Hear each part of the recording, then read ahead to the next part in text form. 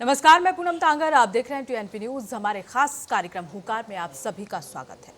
Digital क्रांति ने हमारे हाथों में दुनिया तो थमा दी, लेकिन इसी इंटरनेट के अंधेरे कोनों में डिजिटल दरिंदे घात लगाकर बैठे हैं। एनसीआरपी के ताज़ा आंकड़े रूह कपा देने वाले हैं। पिछले 5 साल की अगर बात कर ली जाए तो महिलाओं के खिलाफ साइबर अपराधों का आंकड़ा 7.25 लाख को पार कर गया।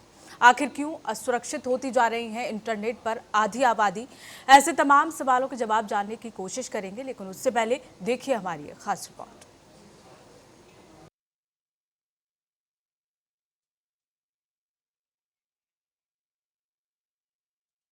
लगातार खतरे में डिजिटल सुरक्षा और अपराध का बढ़ता ग्राफ चिंता का विषय बना हुआ है और इसी को लेकर फेक प्रोफाइल और अश्लील मैसेज से बेटियां परेशान हो रही हैं और साइबर अपराधियों का वार डिजिटल निजता इससे तार-तार होती हुई नजर आ रही है। और आज इसी पर हम चर्चा करेंगे, जहां महिलाएं सजग तो हो रही हैं, लेकिन लगातार शिकार भी साइबर अपराध की लगातार महिलाएं होती जा रही हैं। और हमारे साथ इसी पर चर्चा करने के लिए लगातार कुछ मेहमान जुड़ गए हैं। वेदभूषण रिटायर्ड एसीपी हैं, अनुराग सिंह अधिवक्ता हैं, प्राची कौशिक सामाजिक कार्यकर्ता हमारे साथ जुड़ गए हैं। आप तीनों का ही बहुत बहुत स्वागत है सर हमारे साथ जुड़ने के लिए और चर्चा करने के लिए। सबसे पहले मैं वेदभूषण जी आपके पास आना चाहूँगी, क्योंकि जिस तरह से कागज़ों पर कानून बहुत सख्त बना दिए जाते हैं, लेकिन जब एक पीड़ित महिला थाने पहुंचती है तो कैसे इन डिजिटल दरिंदों से निपटा जाए। और क्योंकि हालांकि कई महिलाएं ये भी संकोच करती हैं थाने जाने से कि अगर हम गए तो हमारी बदनामी होगी, इस तरह भी लगातार संकोच करती हुई महिलाएं नजर आती हैं। कैसे इनसे निपटा जाए? देखिए, ये सबसे बड़ा सवाल इसके अंदर ये है कि अज्ञानता सबसे बड़ा शत्रु होता है।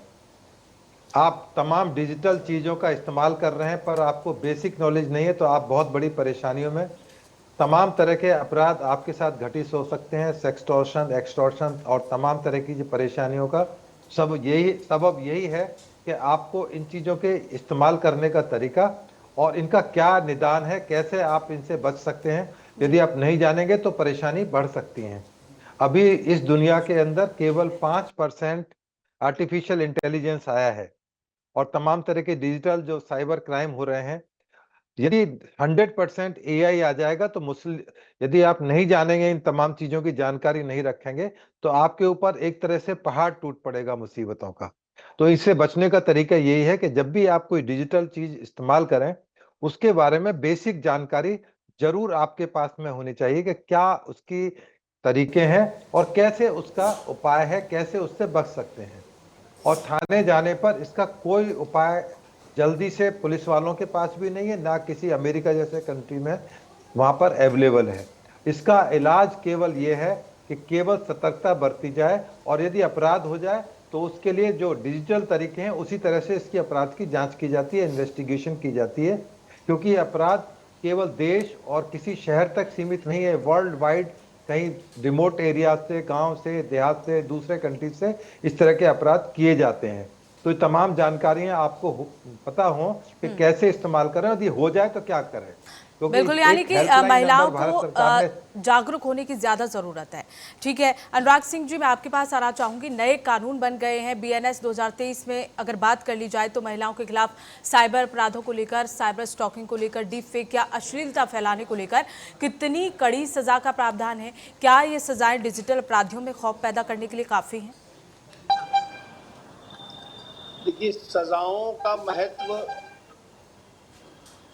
जब कोई भी अपराध आता है तो बहुत ज़रूरी है उसको समझना कि सज़ा डेटरेंट नहीं है। सज़ा की वजह से कोई भी अपराधी रुकता नहीं है, जी।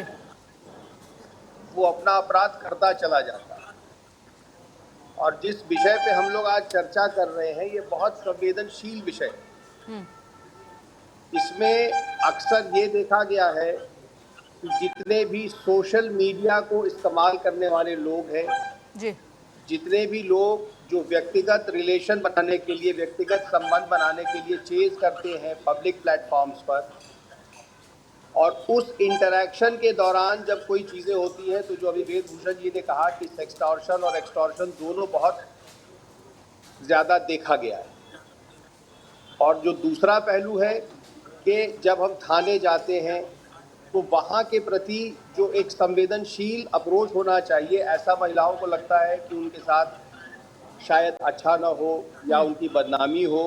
लेकिन इस पर मैं कहना चाहूँगा कि दिल्ली में या बहुत से शहरों में इस प्रकार की व्यवस्था है जहाँ पुलिस वाले आम तौर पर बहुत ज़्यादा कोऑपरेट करते हैं, और जो भी दर्शक अभी देख रहे हैं, ख़ास तौर पे महिलाएं, जी। वो बहुत सावधानी से जा करके अपने बात को शेयर करें, और उसके बाद जो भी कार्रवाई होगी उसमें पुलिस उसमें काफ़ी सहायक होती है। जी, बिल्कुल। प्राची कौशिक जी, जिस तरह से बात हो रही थी संकोच को लेकर, यहाँ महिलाएं संकोच ज़्यादा करती हैं पुलिस के पास जाने से या किसी भी अपने करीबी या परिवार वालों को बताने से। हम डिजिटल इंडिया की बात तो करते हैं, लेकिन क्या हमारा समाज मानसिक रूप से इतना तैयार है कि वो महिलाओं की डिजिटल मौजूदगी को सहजता से स्वीकार करे? आज भी ऑनलाइन उत्पीड़न होता है तो दोष महिला के चरित्र पर ही क्यों मढ़ा जाता है?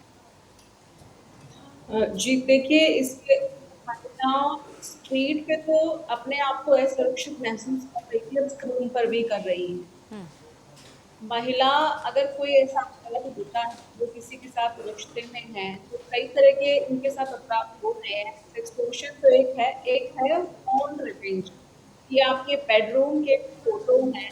जब जी। आप अपनी सहमति नहीं रहती है, जब बात बिगड़ जाती है, तो दूसरा पार्टनर उन फोटो को सोशल मीडिया पे डाल देता है उसकी मूड खराब करने के लिए।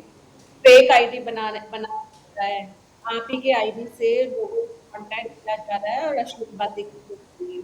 तो ये तमाम तरह के गाली गलौज, एक्सटॉर्शन, सेक्सटॉर्शंस, डीप फेक, ये सब जो महिलाएं हैं, इस तरह के अपराध बढ़े हैं 2025 में, ये बहुत ग्राफ ऊपर गया है। तो इसके कई सारे कारण हैं कि बहुत सारी महिलाएं तो रिपोर्ट भी नहीं करती हैं, कि आपने जैसा कहा स्टिग्मा है जी। कि हम अगर रिपोर्ट करेंगे तो परिवार हमें बाहर नहीं जाने देंगे, फोन ले लिया जाएगा या हमारी बदनामी होगी, और इसी का फायदा उठाते हैं इस तरह के क्रिमिनल, साइबर क्रिमिनल, कि उनको उस पेज पे, उस फोटो की इमेज में या उसके पास जो जानकारी है आपकी, वो आपसे पैसे लेता है, फिर आपका आगे और सोचने लगता है, और ये एक चेन बन जाती है, खत्म नहीं होती, और बहुत सी महिलाएं सुसाइड पे अटेम्प्ट कर लेती हैं। तो ये एक विशियस साइकिल बन गई है कि हमारा जो डिजिटल एनवायरनमेंट है वो डिजिटल डिजास्टर बन रहा है। यूरोप जैसे देश में, यूरोप में 50% महिलाएं इस तरह की शिकायतें करती हैं। तो जी। भारत को इससे एक चेतावनी देनी चाहिए कि जब यूरोप देश जैसे देश में इस तरह की चीजें हो रही हैं, जहाँ बहुत अवेयरनेस है, डिजिटल एम्पावरमेंट है, वहाँ भी महिलाएं इससे परेशान हैं। भारत को एक ऐसी पॉलिसी गठित करनी चाहिए कि सिर्फ एक क्राइम रिपोर्टिंग एक सेल बनाने से कुछ नहीं होगा। एक लिमिट सेट होनी चाहिए, विदिन 24 आवर्स, 48 आवर्स वो डेटा ऑनलाइन वेब पोर्टल से हटा दिया जाए, जो किसी लड़की के करियर चरित्र के लिए आपको इतना आसान हो गया है, और ऑनलाइन आपको बदनाम करना, एक फोटो चाहिए आपको, आपका फ़ोन चाहिए, या फिर आपकी एक फेक आईडी क्रिएट करनी, इतना आसान हो गया, ये होना नहीं चाहिए।